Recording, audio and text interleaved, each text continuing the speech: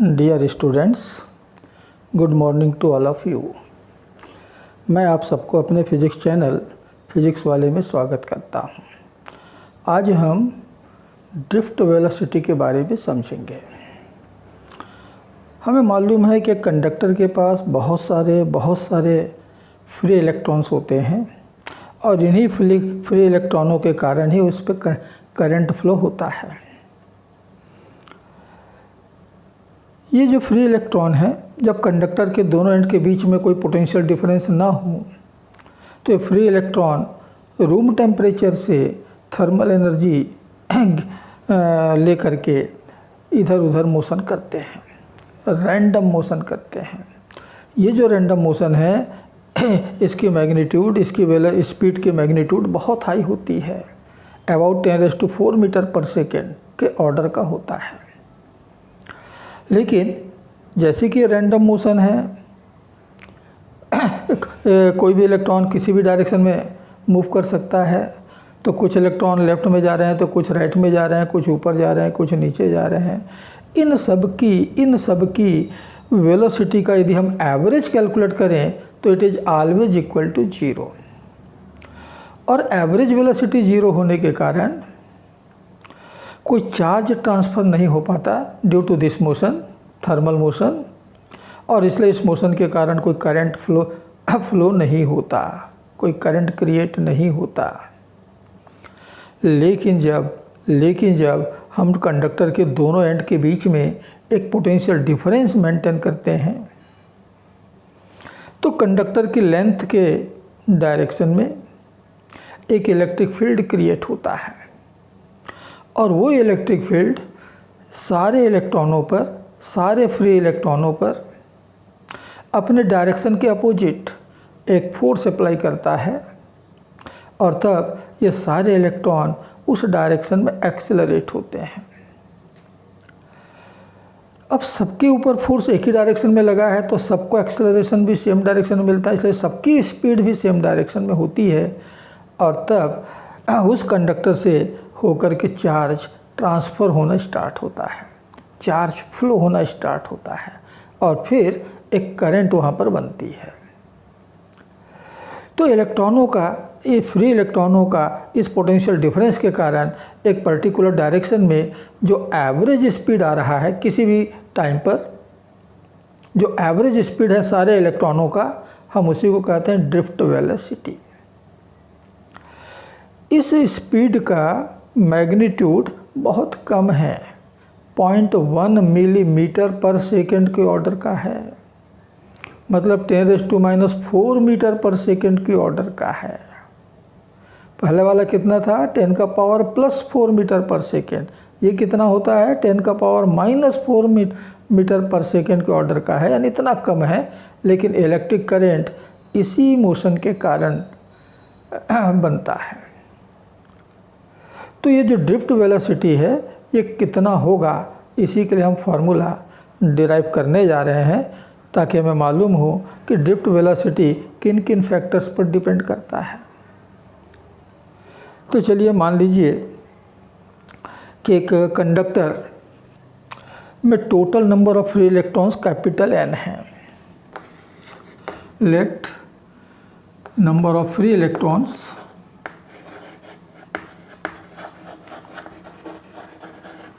in a conductor is equal to N है, N electron है। Their thermal velocities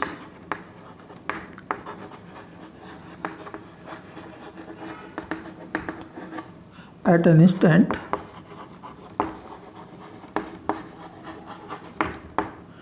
are U1, U2 and so on, UN।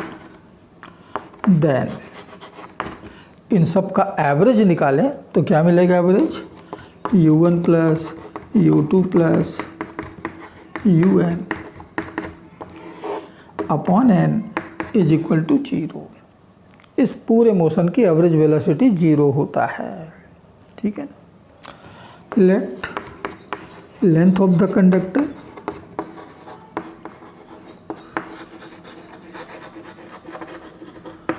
is equal to L and potential difference between the ends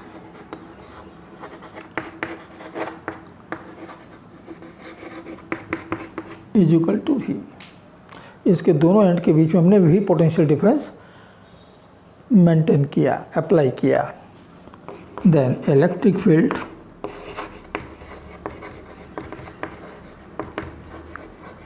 along the length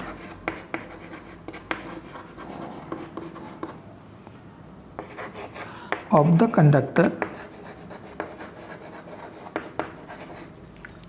कि conductor की length की direction में जो electric field की intensity मिलेगी E, it will be equal to V by L।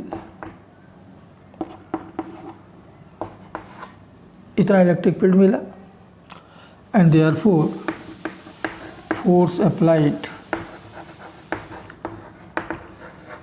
on each electron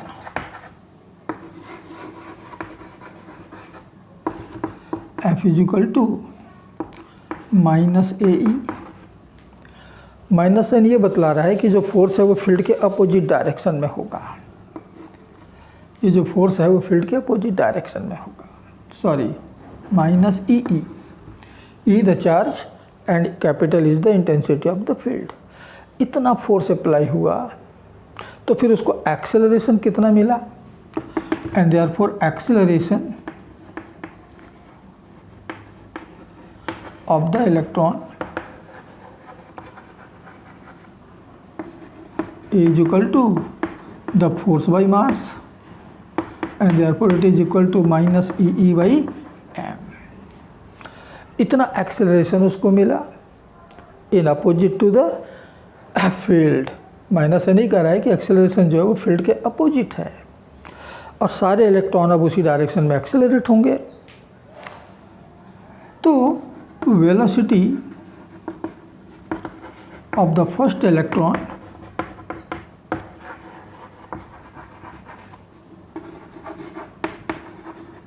after a time t1,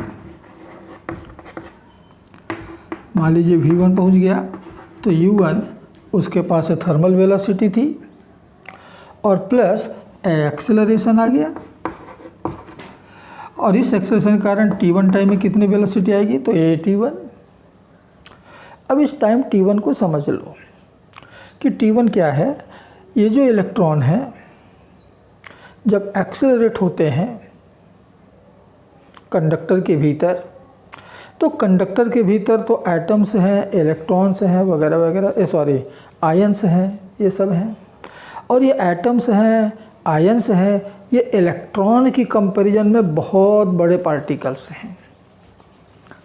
तो जब ये इलेक्ट्रॉन एक्सेलरेट होते हैं तो रास्ते में पड़ने वाले किसी एटम या आयन से टकराते हैं और टक्कर के बाद वो रेस्ट में आ जाते हैं। लेकिन फोर्स तो कंटिन्यूअस लगा हुआ है, एक्सेलरेशन कंटिन्यूअस मिला हुआ है, इसलिए फिर से एक्सेलरेट होते हैं और फिर एक्सेलरेट होकर के फिर किसी एटम से, आयन से टकरा करके फिर रेस्ट में आते हैं। और इस तरह से इलेक्ट्रॉन जो है चलते रुकते पूरे कंडक्टर को क्रॉस करते हैं। कंटिन्यूअस एक्सेलरेट नहीं हो पाते, ये बीच बीच में टक्कर होती रहती है और बीच बीच में वो रेस्ट में आते रहते हैं। तो हम जब ये वेलोसिटी कैलकुलेट कर रहे थे या कर रहे हैं, तो इस टाइम के जिस टाइम पर हम वेलोसिटी कैलकुलेट कर रहे हैं, इस टाइम से t1 टाइम पहले वो किसी एटम से टकरा के रुका था, t1 टाइम पहले, और इसलिए अब जो वेलोसिटी उसको मिलेगा इतने के बराबर मिला, राइट। अब सारे इलेक्ट्रॉन, एटम या आयन से एक साथ टकराएंगे ऐसा नहीं है, कोई अभी टकरा रहा है, कोई थोड़ी देर बाद टकराएगा, कोई पहले टकरा गया था, यानी सब अलग अलग टाइम में जा कर के टकराते हैं। जो उनके रास्ते में आएगा उससे टक्कर होगी, और ये सबके लिए एक साथ नहीं होगा, एक दूसरे से आगे पीछे होगा।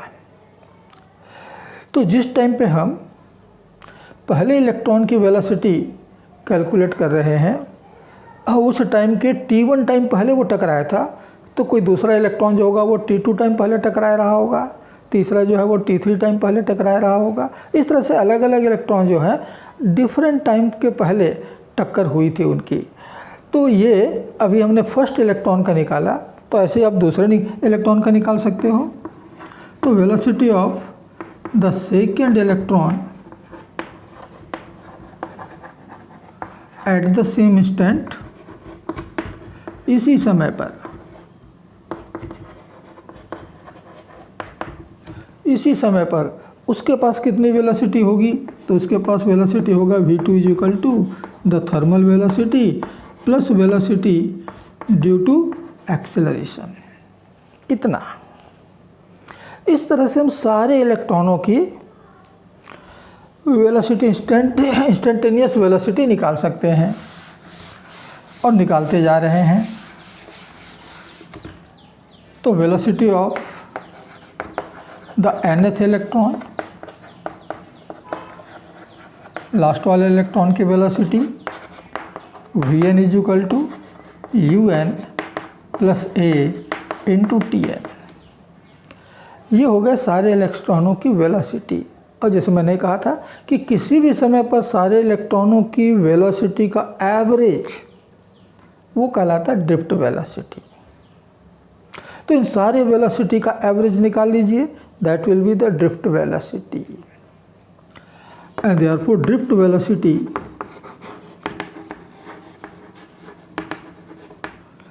Vd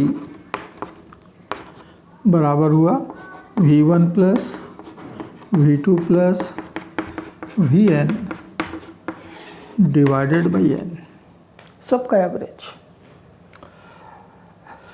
अब सबका एवरेज निकालते हैं, चलिए जोड़ते हैं।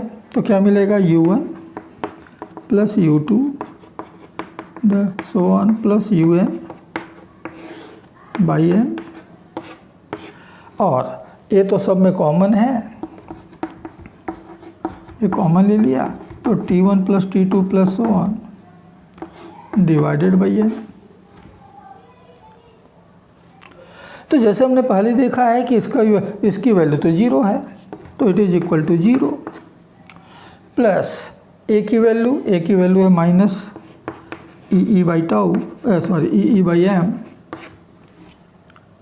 ठीक है, एम क्या है? इलेक्ट्रॉन का मास। एम क्या है? इलेक्ट्रॉन का मास। और इस सब का एवरेज हमने निकाला तो मान लीजिए मिलता है टाउ। तो ड्रिफ्ट वेलोसिटी जो है वो फील्ड के अपोजिट डायरेक्शन में होगा, नेगेटिव साइन ये कहता है। The value of drift velocity is just opposite to the direction of electric field inside the conductor. तो कितना मिल गया? तो Vd is equal to minus ई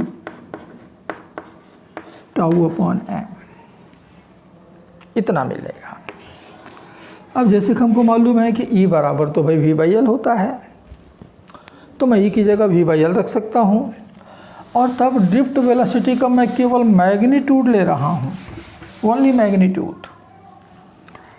अब डायरेक्शन तो हमको मालूम हो गया, तो drift velocity Vd will be equal to E की जगह मैंने रखा V by L tau upon M L.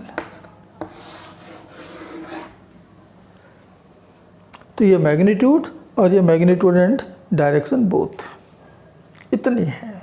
तो ड्रिफ्ट वेलोसिटी देख रहे हो, दो फैक्टर पर डिपेंड करता है, what is the potential difference and what is the length of the conductor. Potential difference जितनी ज़्यादा होगी ड्रिफ्ट वेलोसिटी उतनी ज़्यादा मिलेगी, और लेंथ जितनी कम होगी ड्रिफ्ट वेलोसिटी उतनी ज़्यादा मिलेगी। लेंथ बढ़ गई तो ड्रिफ्ट वेलोसिटी कम होगा। E charge of electron, M mass of electron, both are constants. ये किसी और फैक्टर पे डिपेंड ही नहीं करते। हाँ, लेकिन जो टाउ है, इस टाउ को हम कहते हैं relaxation time. Tau is called relaxation time.